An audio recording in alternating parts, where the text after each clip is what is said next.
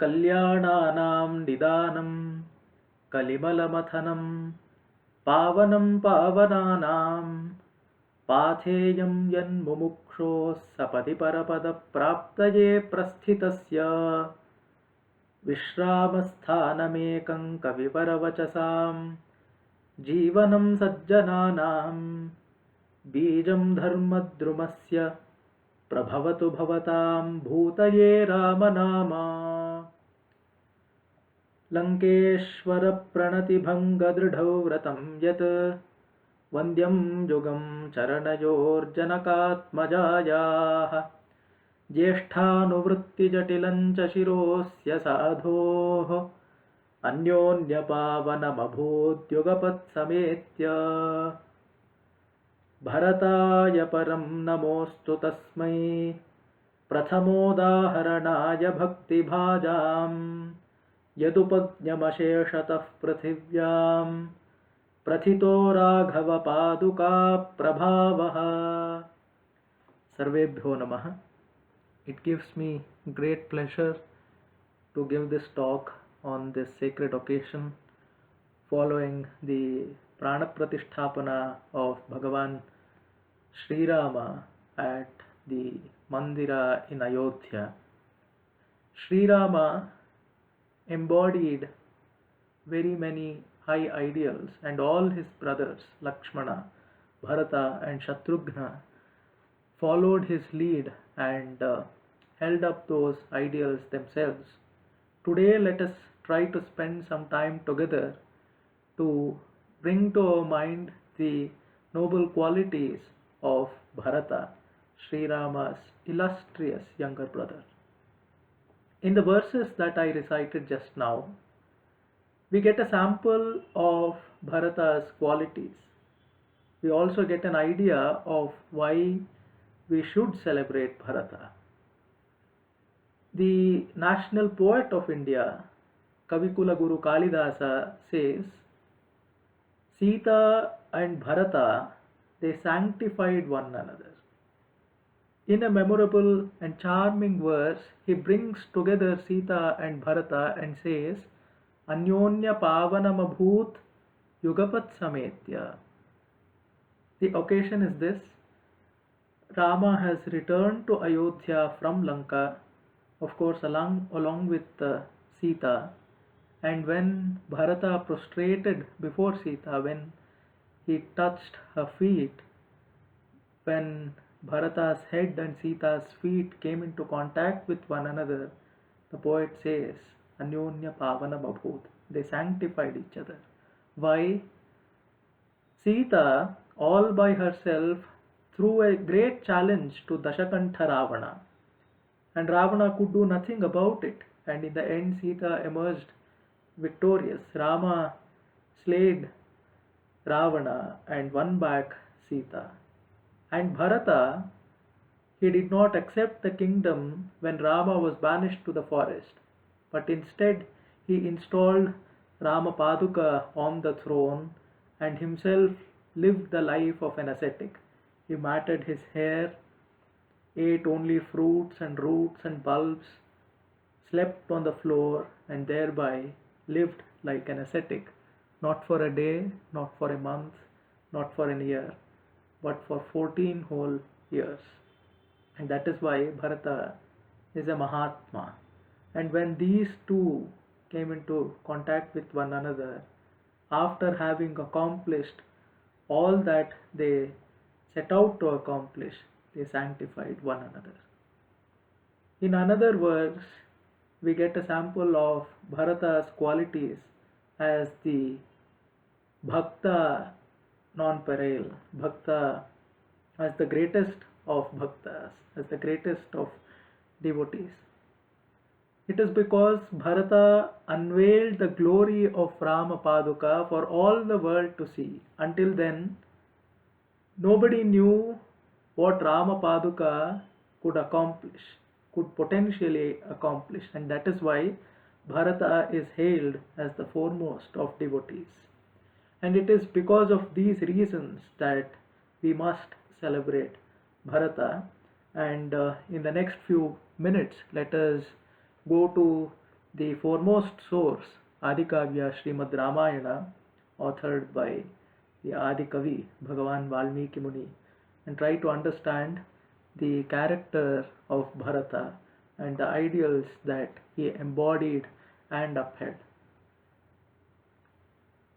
At the outset, the Adikavi presents to us a most interesting picture of human nature, of the relationship between a mother and her child. We usually tend to think that a mother knows her child the best, what the child's interests are, what it likes, what it dislikes, what the child wishes to do, and so on. The mother knows these things the best. And but on the other hand, the child might not know the mother very well. Of course, after growing up, the child might know the mother well, but in the growing up years, that might not be the case. Here, Valmiki Muni presents the picture of Kaikeyi, the mother. Kaikeyi believed with all her heart that by banishing Rama to the forest and by securing the kingdom for her son Bharata, her child would be excessively pleased. She genuinely believed so. She did not know her child well at all. Not well, she did not know him at all, not one bit. Bharata did not desire the kingdom that Rama did not want for himself. On the other hand, Bharata knew his mother quite well. She knew that she was not very good by nature. In fact, in the presence of emissaries, in the presence of messengers, in the presence of various other people who are not his family members, his immediate family members, Bharata casts aspersions at his mother, Kulapamsini and Panditamanini and so on. Bharata, even before he got to know that his father is no more, even before he stepped into Ayodhya, when the messengers left from Ayodhya to meet Bharata, to get him back, Bharata was staying at his maternal uncle's place. When the Dutas reach him, Bharata inquires after the well-being of Dasharatha, of Sri Rama, Lakshmana, Sita and so on. And then he catches the sense that something must be amiss at Ayodhya, otherwise he would not be summoned like this.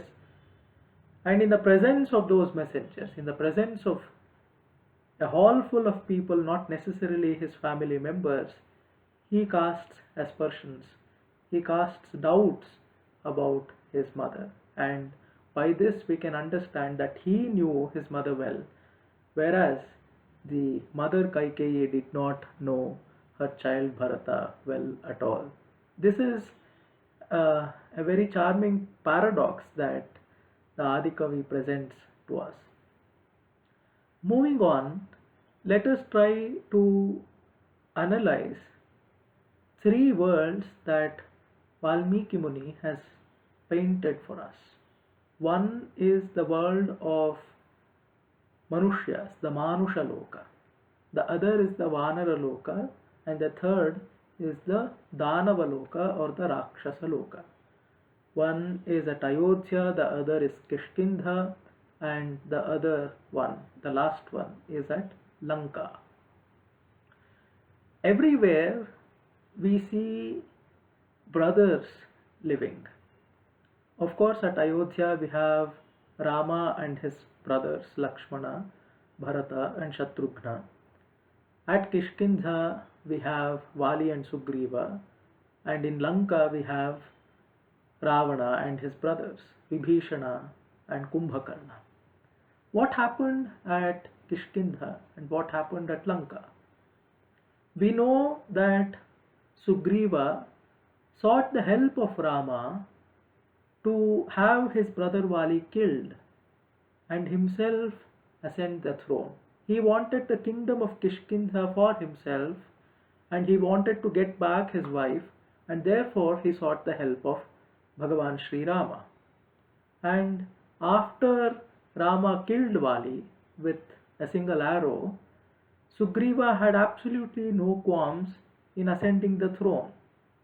And what happened at Lanka is not something very different. It is quite similar. Vibhishana, he sought refuge in Sri Rama, and Rama resolved to protect him without a moment's doubt, but he knew quite well that Vibhishana has come to him because he wants the kingdom for himself. Vibhishana was a Dharmatma, he was a great man, but he did desire the kingdom. Srimad Ramayana unequivocally states, and Rama himself unambiguously says, Rajyakankshi Rakshasah. Rajyakankshi Sarakshasah, says the epic. So Vibhishana wanted the kingdom for himself. And after Rama killed Ravana, Vibhishana himself ascended the throne at Lanka atop the Mount Trikuta. Now contrast this with what happened at Ayodhya. Bharata was again a younger brother of Sri Rama, as was Sugriva to Vali, as was Vibhishana to Ravana. But here Bharata did not accept the kingdom when the kingdom presented itself to him. Bharata did not do anything to get the kingdom, but when it presented itself to him, Bharata did not accept it. This is the greatness of Bharata. And Bhagavan Valmiki Muni, the Adikavi, presents so many flavors, so many shades of human nature for us to analyze and for us to find ourselves in those characters. And here we have Bharata, from whom we can learn many lessons to lead a fruitful life. And this is what the three kingdoms, the three worlds, as painted by Valmiki Muni, tells us. Let us try to understand a few other facets of Bharata's personality. When we look at Sri Rama and the people who surround him usually, the people that come to our minds are Lakshmana, Sita, Hanuman, even Vibhishana and Sugriva for that matter, but it is never Bharata. Because Bharata, all through his life, or most part of his life, did not get to experience the proximity of his brother. He did not get to enjoy the company of his brother at all, whereas Lakshmana did, whereas Hanuman did. Hanuman was not a direct relative, Vibhishana was not a direct relative, Sugriva was not a direct relative, but the friendship, the bond that they shared with Rama was truly poetic. And even Bharata, for that matter, shared the same sentiment with Sri Rama. Although he did not get to experience the company of his brother, the respect he had for his elder brother Sri Rama was truly exemplary. And Rama responded to this sentiment in equal measure. He had only the highest regard for Bharata. In fact, he has a paroksha stuti for Bharata at several instances in the epic. He tells Vibhishana, Nasarve bhratarastata bhavanti bharatopamaha. Not all brothers are like Bharata. I am blessed to have a brother like Bharata, but nobody else perhaps gets this great opportunity, says Rama to Vibhishana. And when Lakshmana casts aspersions at Kaikeyi, Rama diverts his attention and says, you better sing in praise of our brother Bharata. Bharatasya kathang kuru. And that is why we understand that Bharata occupied the uppermost position in Sri Ramachandra's mind. And it comes as no surprise, because Bharata was full of love for Rama and Rama was full of love for Bharata. But Bharata also did not get to exhibit his prowess on the battlefield. Not only did he not get to experience the company of his brother, he did not even get an opportunity to showcase his might as a warrior on the battlefield. We know of Lakshmana as a mighty warrior who stood beside Rama on the battlefield of Lanka and killed many Rakshasas and brought victory for Ayodhya. And Rama himself says, Sachiva Samparayikaha. He is a great person to have on the battlefield as a Senanihi. But Bharata did not get that opportunity at all. We know that Hanuman crossed the ocean to get back Sita. He got to know that she was housed in Lanka. Shatayojana Vistirnam Pupluve Lavanaranavam, the epic says. So we get to know about the prowess of Hanuman, of Lakshmana, of even Sugriva, of numberless Vanaras even. But Bharata did not get that opportunity, and not even once in the epic we learn that Bharata waged a war. But of course we learn that he was a mighty warrior himself. Viryavan, says Bhagawan Valmiki Muni. But the virya that he had did not find an outlet. And more often than not, when these things befall a person, chances are that the person will be bogged down. He will be embittered and he will have an air of enigma around him that nobody understands me. And Bharata had all the reasons in the world to feel so, because wherever he went, doubt followed him, Ninda, censure followed him. And the stream of doubt, the stream of Ninda started from Dasharatha. When Dasharatha desired to coronate Rama as the Yuvaraja, he took that decision in haste, and Bharata was not there in Ayodhya. He was staying with his maternal uncle, like I said. But Dasharatha did not wait for Bharata and Shatrughna to come back to Ayodhya and have all his family members beside him, with him, when he coronated Sri Rama. Dasharatha actually says that even though Bharata is a great man, he might have some problems with Rama being coronated, with Rama being declared as the Yuvaraja. Dasharatha's innate disbelief of his younger wife Kaikeyi led him to have doubts, harbor doubts about Bharata as well. So it is not just his mother Kaikeyi who did not understand Bharata, even his father Dasharatha did not understand him at all. When a child is not understood by his or her parents, chances are, like I just said, it grows embittered. But Bharata did not become bitter at all. Instead, he used the opportunities that he got to his own benefit. In fact, he carved opportunities for himself, and therein lies his greatness. He silently endured everything. And following Dasharatha, like I said, doubts followed him everywhere he went. After coming back from his maternal uncle's place and learning about the demise of his father, he goes to Rama's mother Kausalya, and there Kausalya hurls abuses at him. Even she doubts him. She says that you must be very pleased with yourself now. You can enjoy the kingdom for yourself and have a gala time with all your friends. Bharata, with a downcast face, endures it all silently. And after Kaikeyi and after Kausalya doubts him, many other people doubt him. Bharata resolves to go to the forest and get his brother back. And when he resolves to do it, he is so sure of himself, of his capability to convince his brother Rama to come back to the kingdom.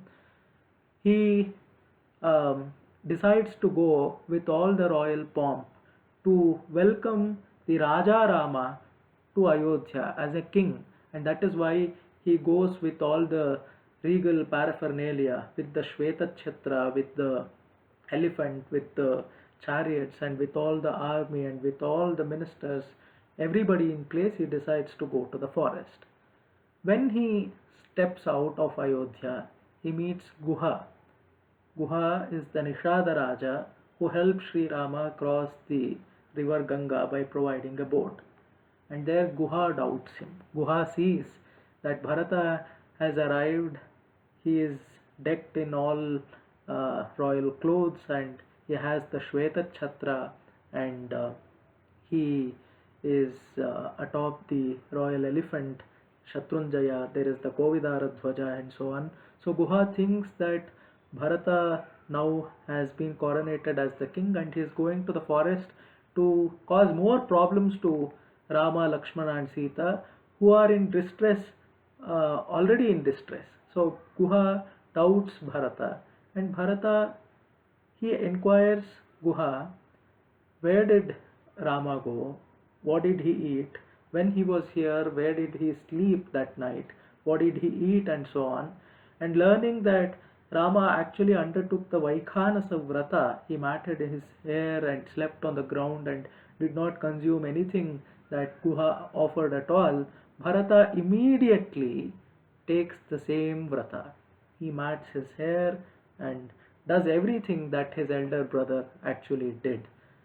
Sri Rama went to the forest, but Bharata, even though he lived in the kingdom, he followed suit and behaved exactly in the same manner as Rama did, as Lakshmana did, and as Sita did. Not just Guha, even a learned person as Bhagawan Bharadwaja Maharshi doubts him. Even Bharadwaja Maharshi, upon seeing Bharata, he doubts him. Why are you going to the forest? Please leave Rama alone. You are the king now yourself. Be happy with it. Why are you going there to further trouble him?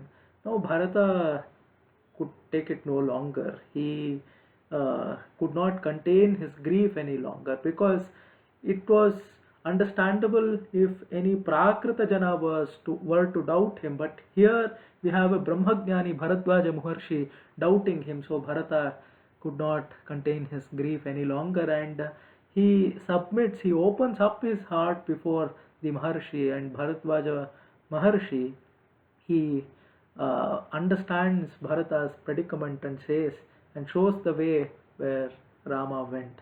Even though Bharata was dressed as an ascetic, Bharadwaja Maharshi doubts him. And it does not end there. Lakshmana doubts him next. When he heard the sound, when they were all living in the forest and Lakshmana heard the sound of something approaching from afar, he climbs up a tree and sees the Kovidara Dhwaja and infers that Bharata is coming here with the army, with the sole intention of crushing Sri Rama, of erasing them all from the memory of the people of Ayodhya, and thereby securing his position on the throne. But Sri Rama did not doubt Bharata. He asks Lakshmana to calm down and says that Bharata is not such a person, and that is why Bharata is the foremost of devotees. And just look at everything that he had to endure. His parents did not understand him. Learned sages and maharshis doubted him. The friends of Sri Rama saw him with contempt. The whole world was against him, but he did not get agitated. Of course he was in distress. Of course he was troubled, but he did not fall into the trap of self-pity. He immediately resolved to go to the forest and get his brother back. And when Sri Rama did not agree to come back, what did he do? He brought Sri Rama Paduka back. He installed the Paduka on the throne. He took Sri Rama's Padukas, kept it on his head, and thereby came to be known as the Paduka Kiriti. And that is why he is the greatest of devotees. Just look at the Dharma Sukshmas that Valmiki Muni creates for us. If Bharata were to accept the kingdom, when Rama refused to come back to Ayodhya. Of course, if Bharata had ascended the throne after coming back from his maternal uncle's house, people would have abused him left, right, and center. But that was not to be. But after he went to the forest, after he tried his best to convince his brother to come back to the kingdom and accept the throne that was rightfully his, even after his trying, and even when Rama refused to come back, if he were to accept the kingdom, nobody would have blamed him. People would have understood that he did indeed try, and when Rama did not um, agree to come back, of course somebody had to rule the kingdom, otherwise anarchy would ensue and Matsya Nyaya would prevail, as our Dharma Shastras inform us. Um, Big fish eating small fish, Matsya Nyaya or anarchy would prevail, and therefore nobody would want to see Ayodhya in such a disastrous situation, and therefore somebody had to rule the kingdom. And if Bharata were to ascend the throne, people would have understood the situation. But Bharata did not do it. Bharata found an alternative. He requested Rama to give his padukas, and he brought back the padukas, and he acted as a trustee, as a mere trustee. Like I said, he lived the life of an ascetic and considered Rama padukas as the actual king and himself as a mere servant of the Rama paduka, and that is why he is a great bhakta. Not just is he a great bhakta, he is the foremost exemplar of Nirlepa Karma Yoga, of Karma Yoga. Bharata, after accepting the Rama Padukas, could have adopted a cavalier attitude towards the kingdom.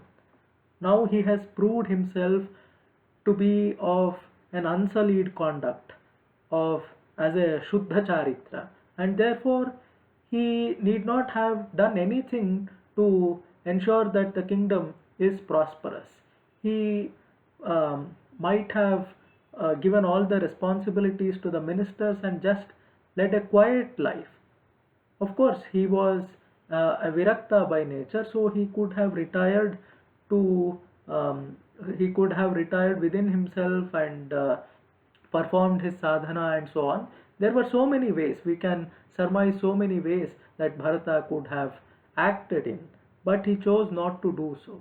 He lived the life of an ascetic, and yet he ensured that the kingdom was prosperous. He ruled the kingdom in such a manner that after Rama came back and Bharata gave back the kingdom to Sri Rama, he says, Kritam Dashagunam Maya, the prosperity of the kingdom when Rama was there, when their father Dasharatha was alive. What was the state of the kingdom then? If it was X, now it is 10x. I have increased the prosperity of the kingdom tenfold.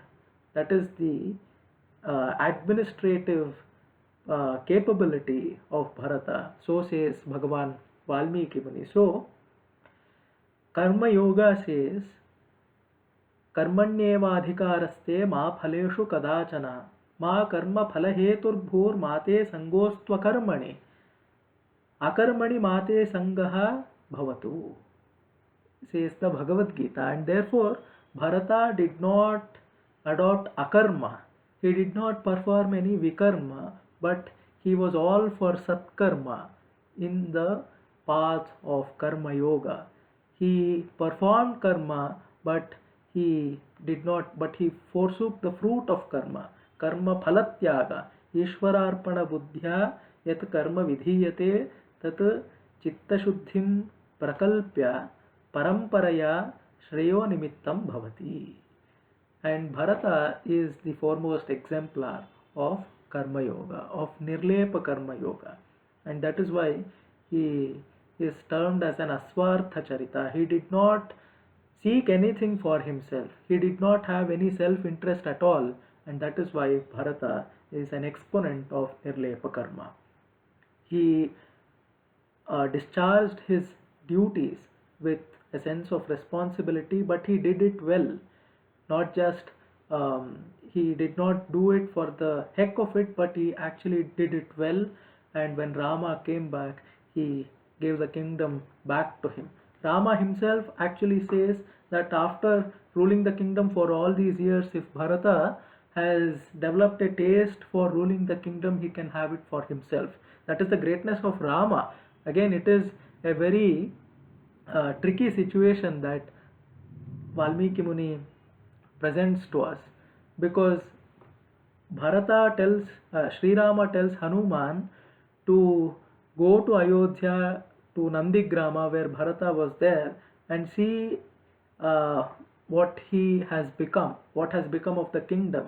If you see even a slight change in his expression, that by knowing that Rama has returned, I shall go back to the forest. Let Bharata rule the kingdom himself. That was what Rama thought. But how was Bharata? He welcomed Sri Rama and gave him the kingdom back. He gave the kingdom which was rightfully his back to Sri Ramachandra. So he was in Karma Yogi. And not just a Karma Yogi, Bharata was also a Rajarshi. Look at his qualities. He is the foremost of devotees. He is the foremost exponent of Karma Yoga. And he is also a Rajarshi, because he ruled the kingdom very well, but he himself lived like a rishi, lived as an ascetic. And because Karma Yoga expects forsaking the fruit of karma and doing karma only for the sake of Chitta Shuddhi, we have the facet of Bharata as a Rajarshi. And that is why we have so many instances in the epic where Sri Rama praises Bharata with all his heart. When he sets out to the forest and all the subjects of Ayodhya follow him, he says, Ya pritir bahumanascha may Ayodhya nivasinam matpriyartham visheshena bharate sa vidhiyatam. He requests the subjects to have the same amount of love and affection that they had for him towards Bharata as well. Why? Sahi kalyana charitra kaikeyananda vardhanaha karishyati yathavatva priyani chahitani cha. Sahi kalyana charitraha. Bharata is of an unsullied conduct. His character is spotless. Karishyati yathavatva priyani chahitani cha. He will secure your welfare. He will ensure that you will have all that you want to live a life of happiness, a life of contentment, a life of prosperity. Bharata will look after you as our father Dasharatha did. That I would do if given an opportunity. So Bharata is no different, and I request you to look at Bharata as you would look at me. That is what Rama says. And look at the certificate that Rama gives to Bharata. Jnana vruddho vayo balo mruduvirya gunanvitaha.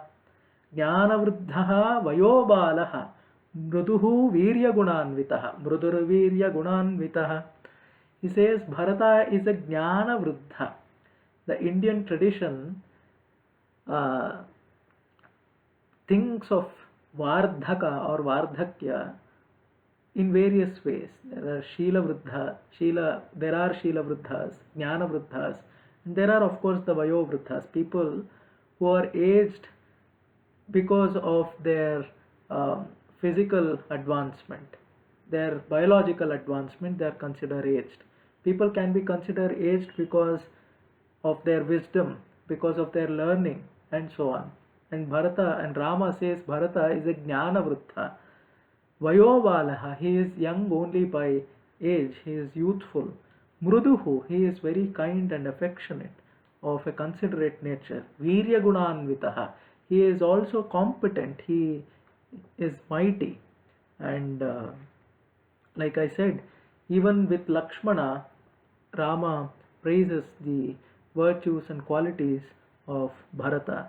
Bharatasyan rishamsatvam vichintyaham punah punaha nanushocami pitaram mataram chapi Lakshmana. Because I know Bharata is nobility personified, the thoughts about Dasharatha, the thoughts about my mothers do not bother me. Otherwise, I would be tormented by the thoughts that what would happen to Dasharatha after I retire to the forest. Because if Bharata were to be an evil person, he would have surely uh, put Dasharatha in prison, or he might have done countless other things, but Dasharatha was no more by then. But even so, he did take care of Kausalya and all the family members of Rama with the same amount of love and affection as Rama himself would have were he to rule the kingdom. And that is why, while living in the forest, Rama did not uh, harbor any of these thoughts about his parents. And I already related Rama's words to Vibhishana, na sarve bhratarastata bhavanti bharatopama. This is the greatness of Bharata, and at this moment in history, at this moment in our civilizational triumph, we should follow the lead of Bharata in trying to uphold the ideals of bhakti, of karma yoga, and we should always try to um, accept the situation in life and do what best as we can. I hope that the sanctifying life of Bharata will lead us all to greater days. Sarvebhyo Namah.